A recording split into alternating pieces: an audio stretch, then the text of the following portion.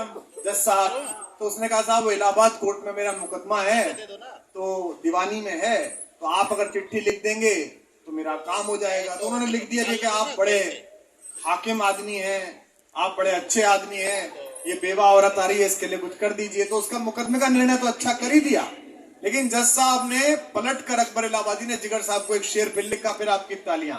उन्होंने लिखा कि मुझे हाकिम समझते हैं बराए मेहरबानी है, मुझे हाकिम समझते हैं बराए मेहरबानी है, मैं हाकिम हूं उस अदालत का जो खुद दीवानी है।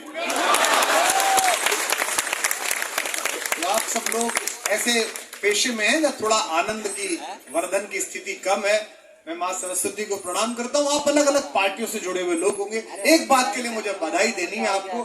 जब नितिन भाई नीरज जी के कहने पे सब लोग, हमारे शर्मा जी लोग आए थे, तो मैंने इनसे कहा था कि मैं आपको एक बात की बधाई देता हूं कि इस समय राजनीतिक रूप से भी अन्य संगठनों में जो एकता का अभाव है, देश भर के सारे संगठनों को वकीलों से इस बात का सबक लेना चाहिए कि एक दूसरे के खिलाफ कोर्ट में लड़ते हैं, लेकिन अपने ऊपर बात आ जाए तो सारे एक हो जाते हैं। ये बड़ी बात है। देखो आपकी ताकत है, ये अद्भुत ताकत है। जब मैं 15 में दिल्ली में चुनाव कैंपेन कमेटी का चेयरमैन था, चुनाव लड़ा रहा था, उस समय आपकी ये ताकत मेरे बहुत काम आई थी।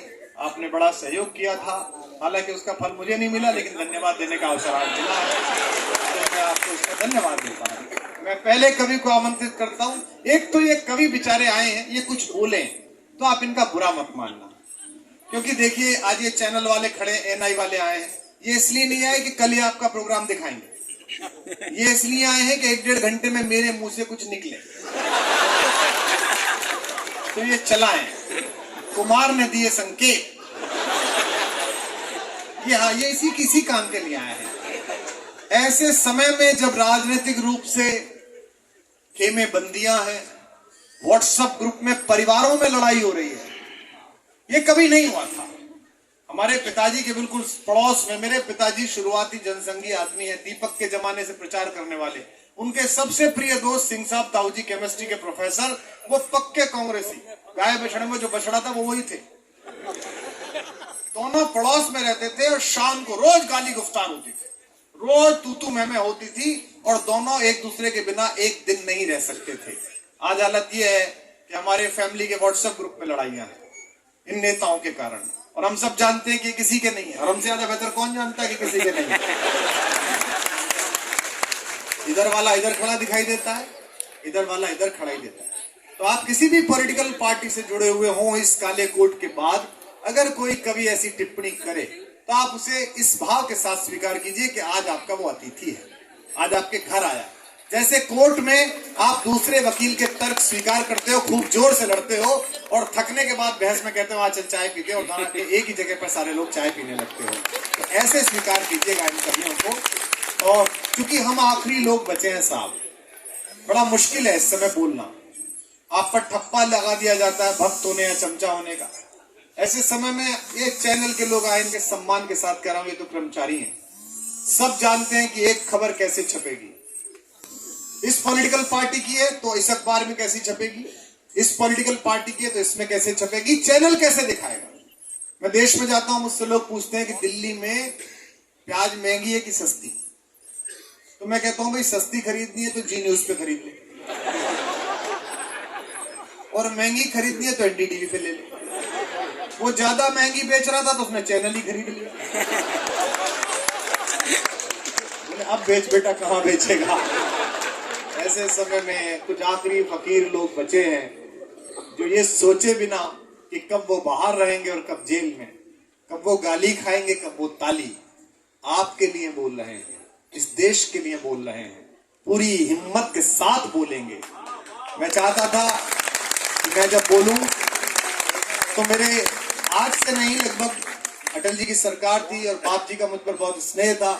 हम अक्सर महीने में एक बार उनको कविता सुनाने जाते थे। तब से मैं किरण को जानता हूँ, तब से वो मेरे पारिवारिक और आत्मीय मित्र हैं। हमारी सांझें खूब बीतती है। मैं चाहता था कि इस बीच वो रहते, पर उनकी व्यस्तता थी। उनकी अनुपस्थिति में कह रहा हूँ, किसी भी राजनीतिक दल के लोग हों, कि पूरी दिल्ली में तो ये भी कह सकता हूँ कि भैया हमारे छोड़े हुए भी होंगे, लेकिन फिर भी सुनना, वहां भी यही करते थे, यहाँ भी यही कर रहे हैं। कि पूरी हिम्मत के साथ बोलेंगे, जो सही है वो बात बोलेंगे।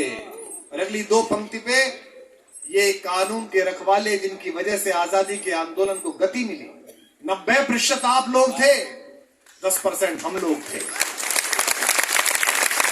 10% साहित्यकार थे और 90% वकील थे, जिसके कारण आजादी का गौरव लौटा। इन सबको दोनों का सदन से मैं पूरे दोनों हाथ उठा के अगली दो पंक्तियों पर इस समारोह का आरंभ चाहता हूं कि पूरी हिम्मत के साथ बोलेंगे, जो सही है वो बात बोलेंगे। साहिबो हम कलम के बेटे हैं, कैसे हम दिन को रात बोलेंगे। और आलोचना सुनना स्वीकार करें सरकारें। आज आपने विनम्रता के साथ अपने अतिथि से बात की, यह आपका दायित्व भी है कि आपके घर जब मेहमान आए तो आप विनम्रता से बात करें। लेकिन ये विनम्रता से मांगने की बात नहीं है, ये सड़क पर आपका अधिकार है। या आपने हिम्मत पैदा की, आपने ताकत पैदा की है। आलोचनाएं सुननी शुरू करें सरकारें, व्यवस्था सुननी शुरू करें। आदरणीय जज साहब लोग बैठे हैं, उनका बड़ा आदर है। सर मैं गांव से आता हूं और आज भी गांव में रहता हूं। घर बना लिया है नोएडा गाजियाबाद में, पर अपने फार्म हाउस पे ज्यादा रहता हूं। दिन भर लोग काम करने वाले आते हैं, धान कट रहा है तो काम करने वाले आते हैं, गेहूं कट रहा है तो काम करने वाले आते हैं, सरसों फूली हुई है निराई करने वाले आते हैं। मैं उनसे बात करता हूं और इस बात पर मैं कहने वाला हूं, उस पर भी आपकी देखना समर्थन, आप इन वकीलों का देखना। किसी पर भरोसा नहीं है इस देश में लोगों, या तो भगवान पर भरोसा है या आप पर भरोसा है कि अदालत पर। इसलिए एक बात से मैं किरण रिजिजू की सहमत से हूं कि आपका जब कोई कोर्ट से स्टेटमेंट आता है, कोई बयान आता है, तो एक हाचा, एक बड़ा लाचार व्यक्ति, सिपाही द्वारा हड़काया हुआ आदमी, पार्षद द्वारा पीटा हुआ व्यक्ति, विधायक के चमचे की गुंडागर्दी सहने वाला एक सामान्य आदमी, वो आत्मबल महसूस करता है कि चलो कोर्ट ने औकात दिखा दी, आज इसे फिट कर दिया। तो लोकतंत्र के अगर नए देवता ढूंढे जाएं तो उनमें इसरो में काम कर रहे वो वैज्ञानिक भी हैं जो भारत के आकाश को तिरंगा देते हैं। उसमें नौसेना में 200 किलोमीटर नॉटिंगल माइल जमीन के अंदर पनडुब्बी में 6 महीने पड़े हुए मेरे गांव के वो बेटे भी हैं जो नौसेना में काम करते हैं। उसमें सियाचिन में -30 डिग्री में बदन जलाते हुए हमारे आपके गांवों के लड़के भी हैं, जहां से हम आते हैं, नितिन आते हैं, आप आते हैं। लेकिन हुजूर इस मंच पर बैठे हुए मिलॉर्ड साहब, इस लोकतंत्र के देवताओं में ये देश आपको भी देखता है कि आप लोकतंत्र के देवता हैं। और हमारा देश तो वो है कि देवताओं से भी लड़ाई करते हैं। हम तो अपने कान्हा से लड़ मरते हैं, हम तो अपने राम से लड़ मरते हैं। मेरे को एक दिन बड़े साधु मिलने आए भोपाल में, मुझसे बोले आजकल आप राम पर बोल रहे हो। मैंने कहा जी आपके वीडियो सुनता हूं। मैंने कहा जी एक शिकायत है। बोले क्या? बोले वो आप रामचंद्र जी को राम बोल देते हो, मर्यादा पुरुषोत्तम भगवान श्री राम नहीं बोलते। मैंने कहा जी जल्दी में निकल जाता हूं। बोले नहीं बोला करिए, ये सभ्यता रखिए। मैंने कहा जी मेरठ के हैं आप रामचंद्र जी कह रहे हो, अपने बाप के आगे श्री लगाया आपने। मोहल्ले में किसी का लड़का पूछ रहा किसका है, ना रामलाल का, कभी श्री लगाया हमने। ये हमारा प्रेम है, आदर है, स्नेह है। तो मैं पहले कवि को आमंत्रित करता हूं, वो बंबई से हमारे बीच आया है और